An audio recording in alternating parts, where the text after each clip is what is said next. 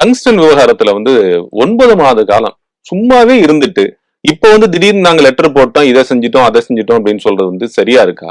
அவர் எதிர்கட்சி தலைவர் சட்டமன்றத்துல கேள்வி கேட்டு தலைவர் திருப்பி திருப்பி தெளிவா சொல்றாரு. இன்னும் சொல்ல போனா துறைமுகம் சொன்னாரு, நாங்க போட்ட லெட்டருக்கு பதில் லெட்டர் போட்டாலும் போஸ்ட் ஆபீஸ்ல சீலோட எடுத்து கொண்டு வரட்டுமான்னு கேட்டாரு. எங்களுடைய எதிர்ப்பும் தெரிவிச்சிருக்கிறோம். நாடாளுமன்றத்துல மத்திய அரசு 2023 சட்டம் கொண்டு வராங்க.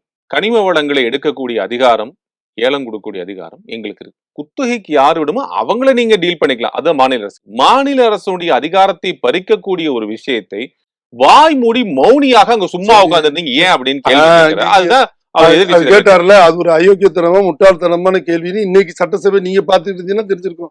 அவரே சொல்றாரு, நீங்க பாத்துட்டு இருந்தீங்க அதை சொல்லிப்பாரு. பாராளுமன்றத்தை பொறுத்த வரைக்கும் எந்த இதையும் விவாதத்துக்கு விடுறது இல்ல.